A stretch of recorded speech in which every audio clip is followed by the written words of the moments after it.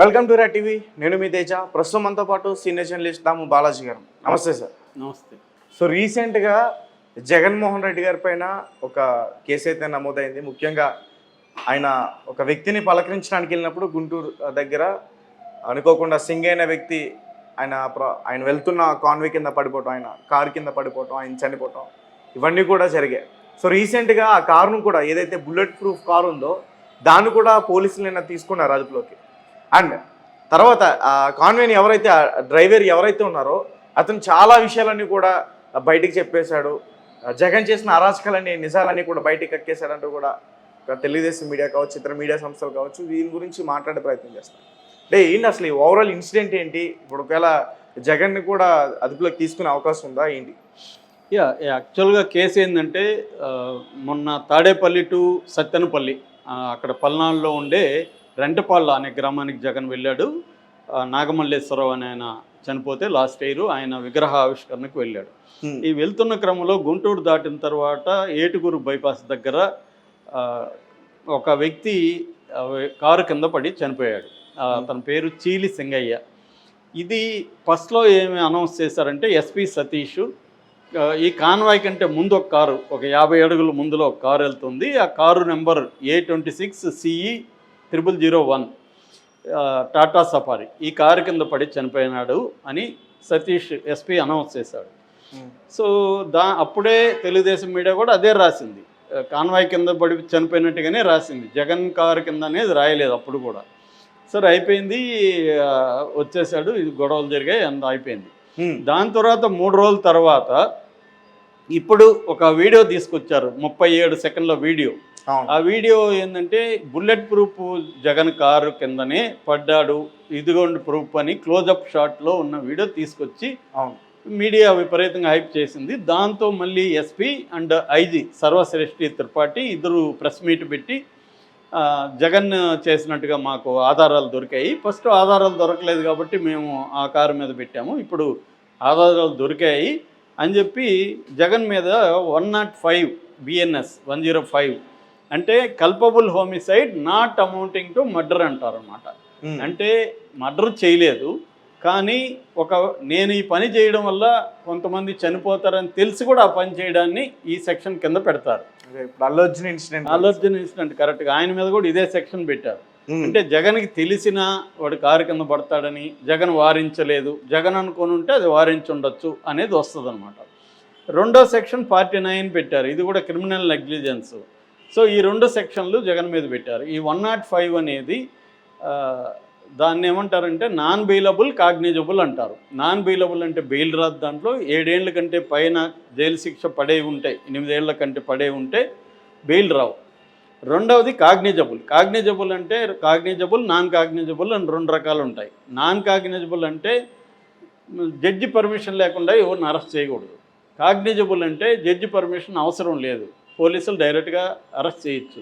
ఇది కాగ్నిజబుల్ అంటే జగన్ని నోటీసులు ఇవ్వాల్సిన అవసరం లేదు, జడ్జి పర్మిషన్ అవసరం లేదు, పోలీసులు అనుకుంటే పట్టుకుని కోర్టులో పెట్టచ్చు, కోర్టుకు ప్రొడ్యూస్ చేయొచ్చు. సో ఈ సెక్షన్ పెట్టారనమాట. ఇది ప్లాన్డ్గానే పెట్టినట్టుగా మనకు అర్థమవుతుంది. రెండవది ఇది తెలుగుదేశం కానీ ప్రభుత్వ వెర్షన్ ఏంటంటే ఈ బుల్లెట్ ప్రూఫ్ కార్ కింద పడ్డాడని. దీంతో వైసీపీ వాళ్ళు ఇంకొక వీడియో తీసుకొచ్చారు. ఆ వీడియోలో ఏంటంటే క్లియర్గా ఈ 0001 కార్ దగ్గర ఇతను బాడీ ఉంది, అప్పటికి అతను చనిపోలేదు, అతను మేల్కొనే అంటే స్పృహతోనే ఉన్నాడు, కదులుతూనే ఉన్నాడు బాగానే, పక్కనే అంబులెన్స్ ఉంది. ఆ వీడియో పెట్టారు. నిన్న వీళ్ళ అడ్వకేటు బరిగెల కోటేష్, ఎవరు వైసీపీ అడ్వకేట్, అతను ఏం చెప్తున్నాడంటే నేను కూడా ఆ స్పాట్లో ఉన్నాను, పడిందేమో ఆ కారు కింద పడ్డాడు అతను, ఆ కార్ డ్రైవర్ను కూడా వీళ్ళు పోలీసులు అరెస్ట్ చేశారు, ఆ కారును కూడా సీజ్ చేశారు. ఇప్పుడు దాని నెంబర్ మార్చడానికి పోలీసులు ట్రై చేస్తున్నారు, ఆ కారు నెంబర్ మార్చి ఈ కారుని ఇరికించడానికి. సో నేను ఉన్నాను, మేము చెప్పాము కూడా అక్కడ, ఎందుకంటే అక్కడ ఇంకొక ప్రత్యక్ష సాక్షి కూడా దాసరి వీరయ్య అనే అతను కూడా మాట్లాడాడు మీడియాతో, నేను కూడా ఉన్నాను, మేము అన్నాము మా కారులో తీసుకెళ్తాం అతను హాస్పిటల్ అంటే లేదని అక్కడ ఉన్న ఏఎస్ఐ రాజశేఖర్ మమ్మల్ని అడ్డుకొని అంబులెన్స్ తెప్పించి అంబులెన్స్ లేట్ చేశాడు, లేకపోతే అతను బతుకుండేవాడే, అతనికి నిజానికి పెద్ద కాలర్ బోన్ దగ్గర చిన్న దెబ్బ తగిలింది తప్ప ఏమి లేదు, వీళ్ళు ఏమన్నా చేశారేమో నాకు డౌట్గా కూడా ఉందని కూడా అతను చెప్తున్నాడు. అతను చనిపోయే ప్రసక్తి లేదని ఈ కోటేష్ అడ్వకేట్ చెప్తున్నాడు. సో వీళ్ళు ఒక నెరేటివ్ తీసుకొచ్చారు. వీళ్ళు ఏమంటారు, ఎవరైనా తీస్తే లాంగ్ షాట్ తీస్తారు, దగ్గర పోయి క్లోజ్ షాట్ తీస్తారా? ఎవడైనా యాక్సిడెంట్ అయ్యి కారు కింద పడితే ఏం చేస్తారు?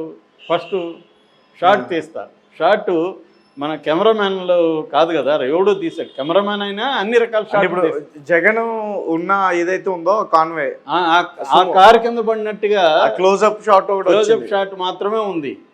కాబట్టి ఇది ఎడిటింగ్లో వీళ్ళు చేశారు. ఇప్పుడు ఏ వచ్చినాక ఏమన్నా చేయొచ్చు. మనం ఇలాగ అడిగితే ఏ అలాంటి షాట్ ఇస్తుంది. ఇలా క్లోజ్అప్ షాట్లో పలానా కారు కింద పడినట్టు మనం ఫోటో పెట్టామనుకో, ఈ కారు కింద ఈ మనిషి పడినట్టు ఇస్తుంది ఏ నీట్గా.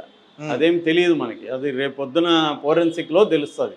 వీళ్ళకి కూడా తెలుసు ఇవన్నీ, గవర్నమెంట్కి కూడా. కానీ జగన్ని బదనాం చేయాలనే ఉద్దేశంతో జగన్ది సక్సెస్ అవుతూ ఉంది. ప్రజలు విపరీతంగా వస్తున్నారు. మన పొదిల్లో కానీ, అంతకుముందు గుంటూరు మిర్చియాట్లో కానీ, ఇప్పుడు పల్నాడులో కానీ విపరీతంగా జనం వస్తున్నారు. ఇది జగన్కి మైలేజ్ అవుతుంది, మనకి ప్రభుత్వానికి వ్యతిరేకత క్రియేట్ అవుతుంది. దీన్ని ఆపాలి, జగన్ ఆపాలి. ప్రజల్లోకి జగన్ విపరీతంగా వెళ్తే మనకి ఇబ్బంది. ఎందుకంటే సూపర్ 6 అమలు చేయలేని పరిస్థితి ఉంది. డబ్బులు లేవు. 1,30,000 కోట్లు ఎవరి ఇయర్ ఖర్చు పెట్టాలి, అంత డబ్బులు లేదు. ఎందుకంటే జగన్ 77,000 పెట్టినప్పుడే, 77,000 కోట్లు పెట్టినప్పుడే 10 లక్షల కోట్లు అప్పు అయిందని వీళ్ళే చెప్తున్నారు. ఇప్పుడు దాదాపు డబుల్ అనమాట. ఆల్రెడీ 1 ఇయర్కి 1,60,000 crores వీళ్ళు అప్పు చేశారు. సో ఈ విధంగా 5 ఏళ్ళకి ఏమవుతుంది, ఇదొక 5 లక్షలు, అదొక 3 లక్షలు, 8 లక్షలు 5 ఏళ్ళకి వీళ్ళ అప్పు పెరుగుతుంది. ఆల్రెడీ 10 అన్నారు, 18 లక్షలు అప్పు అవుతుంది. సో మళ్ళీ వడ్డీలు కట్టాలి. సో ఎక్కడి నుంచి వస్తుంది ఈ రెవెన్యూ? ఆడుంది. ఇంకా అభివృద్ధికి ఏం పెడతారు వీళ్ళు, ప్రాజెక్టులకి ఏమి ఇస్తారు? సో ఇటువంటి ఒక ఫెయిల్యూర్ స్టేట్ అంటాం దాన్ని. ఫెయిల్యూర్ స్టేట్లో తెలుగుదేశం కూటమి ఉంది. సో ఎందుకంటే అలివుగాని హామీలు ఇచ్చేశారు కాబట్టి. ఎక్కడైనా కర్ణాటకలో కాంగ్రెస్ అయినా, ఇక్కడ కాంగ్రెస్ అయినా ఇదే పరిస్థితి. సో ఎందుకంటే జగన్ కంటే మనం ఎక్కువ ఇస్తే మనకు ఓట్లేస్తారనేది లాజిక్ అంతే. ఇచ్చేసారు, ఇప్పుడు అమలు కాలేదు. దీన్ని జగన్ ఉపయోగించుకోవడం మొదలుపెట్టాడు. జగన్ కట్ చేయాలి, కేసులు పెట్టడం మొదలుపెట్టారు. ఇంతే జరుగుతుంది ఇక్కడ. మరి జగన్ అరెస్ట్ చేస్తే మనకు మైలేజా లేదనేది గవర్నమెంట్ చూసుకుంటుంది. మైలేజ్ ఉంటే అరెస్ట్ చేస్తుంది. ఎందుకంటే ఇది కేసులు నిలిచేది కాదు. ఇప్పుడు రేపు మన అల్లర్జున్ దాంట్లో ఆయన పేరేమి నిరంజన్ రెడ్డి లాగా ఒక అడ్వకేట్ దిగాడు అనుకో, పెద్ద అడ్వకేట్. దీంట్లో ఇతను ప్రూవ్ కాదు అసలు. ఇతని మీద కేసే కొట్టించారు. 105 అసలు చెల్లుబాటు కాదు ఇతని మీద. ఇదంతా నిలవదు. ఏంటంటే జనంలో బదనాం చేయడానికి. ఇక్కడ కూడా రేవంత్ రెడ్డి తెలియదా, పోలీసులకు తెలియదా కేసు నిలవదని? ఎందుకు చేశారు? జనంలో ఇతన్ని అల్లర్జున్ని బదనాం చేయాలా, ఇతను తప్పు చేశాడనేది జనంలో నిరూపించాలి. లేకపోతే పోలీసులు కోర్టులో సాక్ష్యాలు పెట్టకుండా బయట ఎందుకు, మనకెందుకు వీడియోలు రిలీజ్ చెప్తున్నారు? పోలీసులు చేయాలని పని ఏంటి? మనకి చెప్పడం కాదు. మనం ఎట్లా జడ్జి చేయాలి, అది కరెక్టా కాదా? కోర్టులో కదా నువ్వు ప్రూవ్ చేయాలి. కోర్టులో ప్రూవ్ చేయకుండా మనకి చేస్తున్నారంటేనే దాంట్లో ఏదో వ్యవహారం ఉంది. కాబట్టి ఇదంతా కూడా ఏంటంటే పొలిటికల్ గేము. ఎవడి పైచేయి వాడిది, ఎవడి గేమ్ వాడు ఆడుతున్నారు, ఎవరు సక్సెస్ అవుతారనే చూడాలి. అల్టిమేట్గా ఎన్నికల వరకు ఈ గేములు తప్పవు, రోజు రోజు పెరుగుతుంటుంది. ఇప్పుడు జగన్ కూడా ఈరోజు అందరితో మీట్ అవుతున్నాడు. వాళ్ళ మొత్తం నాయకత్వంతో ఈరోజు మీటింగ్ ఉంది. సో అగ్రెసివ్గా వెళ్దామని జగన్ ట్రై చేస్తున్నాడు. అరెస్ట్ చేస్తే చేసుకొని మీరు మాత్రం ఉద్యమాలు కంటిన్యూ చేయండి అని ఇన్ఛార్జీలను పెడుతున్నాడు. కంప్లీట్ ఫ్రీడమ్ ఇస్తున్నాడు. లీగల్ టీమును పెడుతున్నారు. కాబట్టి జగన్ ఫైట్ చేయాలనే డిసైడ్ అయ్యాడు. మామూలుగా యుద్ధంలో సామెత ఉంటుంది, best form of defence is offence అని. నువ్వు రక్షించుకోవాలంటే ఎనిమీ మీద అటాక్ చేయాలి. చేయకపోతే నువ్వు వీక్గా ఉంటే నీ మీద వస్తాడు. ఇప్పుడు ఇరాన్ ఏం చేసింది? సైలెంట్గా లేదు ఇరాన్. అటాక్ ఓకే అని అటాక్ చేసింది. అటాక్ చేస్తే అవతల సైలెంట్ అయిపోయారుగా. జగన్ స్ట్రాటజీ కూడా అదే, చేద్దాం, అటాక్ చేద్దాం అనేది. దానివల్ల ప్రజల్లో కూడా జగన్కి మంచి ఇది వస్తుంది.